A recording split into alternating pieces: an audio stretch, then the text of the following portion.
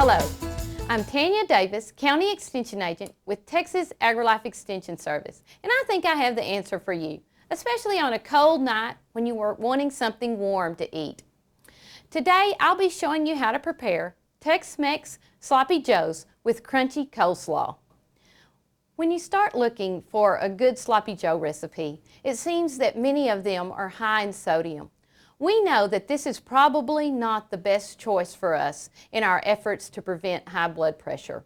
So I've taken special care today to use ingredients that will help lower the sodium content of the dish. But yet we want to continue with that extraordinary taste and flavor that is in the typical Sloppy Joe recipe. Let's go ahead and get started with the Sloppy Joe mixture. As you can see, I've already started with browning and draining 1 pound of lean ground beef and 1/4 cup of chopped onion. Next, I'll add a 1/2 cup of frozen corn. When you choose the frozen corn over the canned corn, that is your first step in lowering the sodium content of this dish. Next, we'll add 1/2 cup of black beans that are sodium reduced and also have been rinsed and drained. We know that the black beans provide protein. As well, they provide fiber, and that would be insoluble and soluble fiber. That means they're heart healthy and they're also good for our digestive system. Now then, we're going to add a little bit of red to our Sloppy Joe. That would be 1 can, it ends up being an 8-ounce can of tomato sauce, and this would be reduced sodium. And 1/4 cup of no salt ketchup. The reds in the ketchup and the tomato sauce indicate that there is the phytonutrient lycopene present. That means that it is going to help us fight certain cancers and help boost our immune system as well.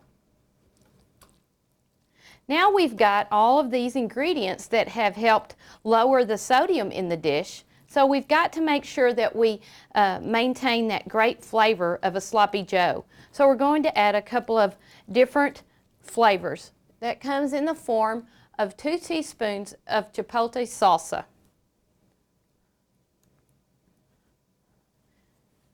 And next, we're going to add a smoky flavor, and that is a 1/2 teaspoon of smoked paprika. Now, if you don't have smoked paprika in your pantry, I would suggest as a substitution that you use a 1/2 teaspoon of cumin. It's okay to use regular paprika, but I just don't think you'll get the flavor that we want with the regular paprika. So I would suggest the cumin. Now we've got all these ingredients that we're mixing together, and this is going to need to simmer for about 5 minutes to reduce the liquid. While it's simmering, we're going to work on the crunchy coleslaw. We're going to start with the coleslaw dressing. This coleslaw dressing is going to be very low in fat compared to the traditional coleslaw dressings. We begin with 1/4 cup of non-fat plain yogurt. To that, we're going to add 1 tablespoon of light mayonnaise. Adds a little bit of fat, but not a lot. And then in this container, we're going to add 2 teaspoons of cider vinegar. Also in this container is 1/4 teaspoon of hot pepper sauce and just a pinch of salt. That will finish off the ingredients in the coleslaw dressing. I'll stir that up.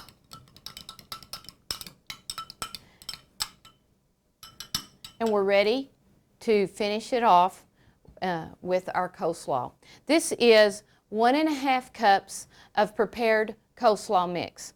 I'm going to add a little bit more flavor and color with it's about 1/2 of a red bell pepper, thinly sliced. and finish it off with the coleslaw dressing.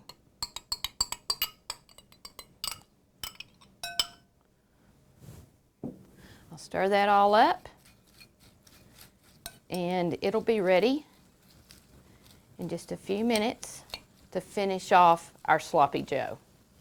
Okay, so we'll set that aside and we're going to check on our sloppy joe mixture. It's going great, but we want to add just a couple more flavors because we have reduced so much of the sodium. So we're going to finish it off with a 1/4 cup of fresh chopped cilantro and just a 1/4 teaspoon each of salt and pepper. Then mix that up. Okay, I think it's just about ready. It smells really yummy. To finish off the meal, we've got 1 whole grain bun that's going to add fiber to the dish. So we'll just put some of the sloppy joe mix on first. And then top it with some of the crunchy coleslaw. And there you have it. A complete meal that was very quick and easy and took no time at all to get set on the table. I think it would take you approximately 30 minutes to prepare. This dish serves 4 people for an approximate cost of around $2 per serving. So the next time you're wondering what's for dinner, I hope you'll remember that the Texas AgriLife Extension Service has resources and information that will help you answer that question. And don't forget to like us on Facebook so you'll receive weekly updates.